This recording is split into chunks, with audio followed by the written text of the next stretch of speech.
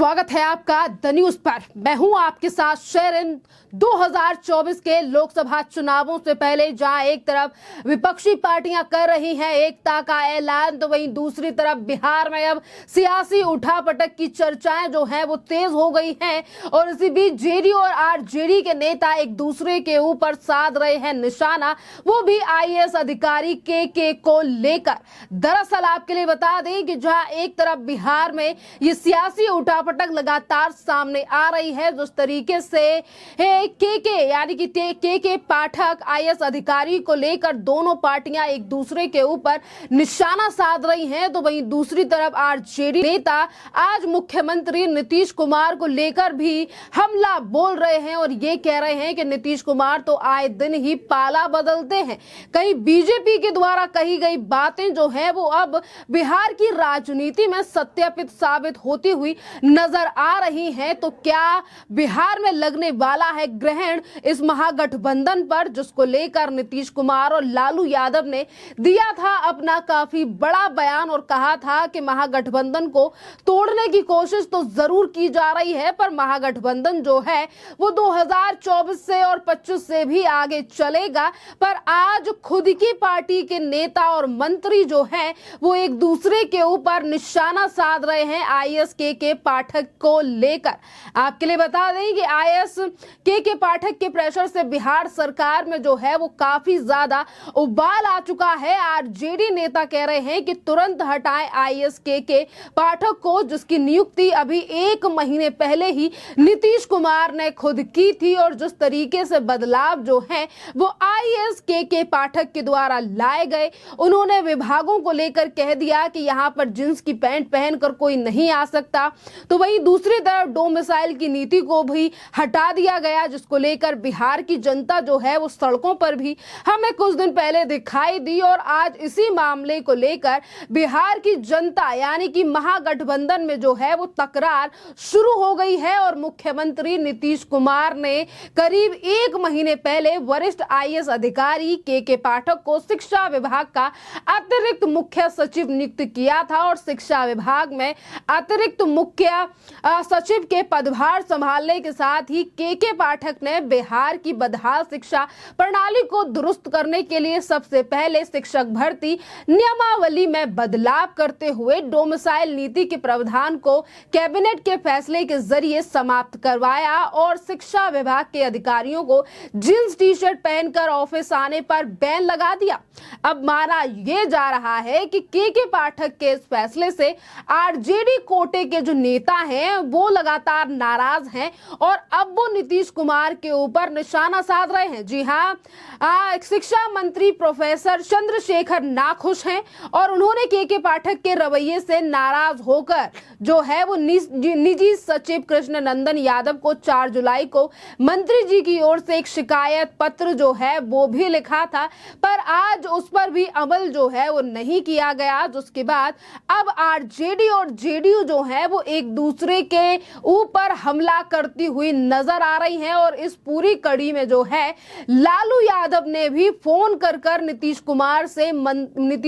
से इस आईएएस अधिकारी यानी कि के पाठक को लेकर बात की और कहा कि आरजेडी सुप्रीमो लालू यादव ने दिल्ली रवाना होने से पहले चंद्रशेखर को अपने आवास पर बुलाया और सारी स्थिति से अवगत होने के बाद मुख्यमंत्री नीतीश कुमार को फोन करके मामले को सुलझाने के लिए कहा। लालू यादव ने कहा कि हमने शिक्षा मंत्री चंद्रशेखर को बुलाया था और उनको मुख्यमंत्री के यहाँ भेजा था। मुख्यमंत्री को फोन करके कहा गया है कि इनसे बात कर लीजिए और देखिए कि क्या कंफ्यूजन है। जहां एक तरफ लालू यादव ने फोन करके जो है वो कहा कि ये कंफ्यूजन दूर कीजिए, इससे सरकार पर कोई जो है वो प्रभाव नहीं पड़ना चाहिए, तो इसी पूरे मामले के बाद जो है वो नीतीश कुमार ने बैठक भी बुलाई थी जिसमें शिक्षा मंत्री और के पाठक और तमाम नेता भी मौजूद रहे। पर उसके बावजूद भी जो मुद्दा है वो बिहार की राजनीति में अब सुलझता हुआ नजर नहीं आ रहा है और इसीलिए ये जो विपक्षी एकता की बैठक से पहले आरजेडी और जेडीयू में जो बड़ी तनातनी दिखाई दे रही है, इससे बड़ा झटका जो है वो नीतीश कुमार के साथ साथ लालू यादव के लिए जो है वो भी लग सकता है, क्योंकि यही बिहार की राजनीतिक पार्टियां 2024 के लिए विपक्ष को कर रही हैं एकत्रित, और अगर अपना ही घर नहीं संभाल पाएंगी तो किस तरीके से कुछ जो विपक्षी पार्टियां हैं वो भरोसा कर पाएंगी लालू यादव, नीतीश कुमार की। आपके लिए बता दें कि जहां आरजेडी और जेडीयू एक दूसरे के ऊपर हमलावर हैं, नीतीश कुमार ने अभी तक के पाठक को लेकर कोई फैसला नहीं लिया है, तो वहीं आरजेडी के नेता सुनील कुमार ने तो ये तक कह दिया है, यानी कि निशाना साधते हुए अशोक चौधरी के ऊपर उन्होंने पहले तो ये कहा है कि नीतीश कुमार की जो सरकार है वो दबाव बनाने के लिए इस तरीके से फैसले ले रही है। तो वहीं दूसरी तरफ उन्होंने कहा कि लालू यादव ना होते तो जेल के अंदर होते नीतीश कुमार, तो वहीं नीतीश कुमार तो हर रोज नई पार्टी बदलते हैं, यानी कि दल बदलू चाचा, यानी नीतीश कुमार को लेकर आज सहयोगी पार्टी जो है वो भी निशाना साध रही है। अब देखना अहम रहेगा कि जो 17 और 18 जुलाई को विपक्षी पार्टियों की बैठक होने वाली थी दूसरे राउंड की बेंगलोर में, और उससे पहले अगर नीतीश कुमार आईएएस की लड़ाई बनाम सरकार को लेकर जो मुद्दा छिड़ा हुआ है आरजेडी और जेडीयू में, इसको कब तक सुलझा पाते हैं, क्योंकि अब जो बैठक वो बेंगलोर में होने जा रही है, इससे पहले आरजेडी और जेडीयू के महागठबंधन में इस तरीके से तकरार दिखाई दे रही है। इससे पहले जब 23 जून को बैठक बिहार में हुई थी, उससे पहले जितन राम मांझी ने सरकार का दामन छोड़ दिया था और उनके बेटे ने भी पार्टी सरकार से इस्तीफा दे दिया था, जिसके बाद उन्होंने ये भी कहा था कि नीतीश कुमार की नीतियों के चलते जो है उन्होंने सरकार को छोड़ा है और इस्तीफा दिया है, क्योंकि नीतीश कुमार हमारी पार्टी को अपनी पार्टी में विलय होने के लिए कह रहे थे। वहीं दूसरी तरफ उन्होंने नीतीश कुमार के बयानों को लेकर, यानी कि मुख्यमंत्री को लेकर यह भी कहा था कि जो आरोप लगाए जा रहे हैं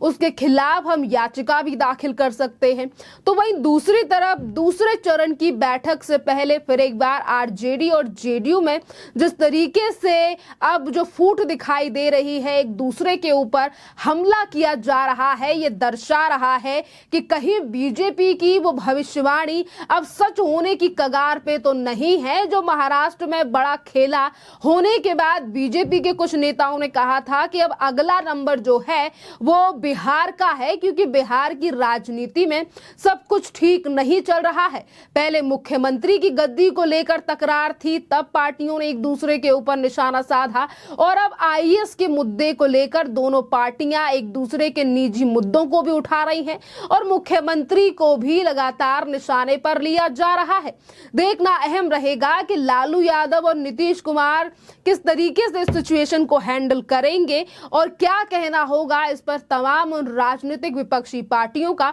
जो कि बेंगलोर में मीटिंग करने का विचार कर रही हैं। खैर, इस पूरे मामले पर आपकी जो भी राय हो आप भी हमें कमेंट करके जरूर बताइए। धन्यवाद।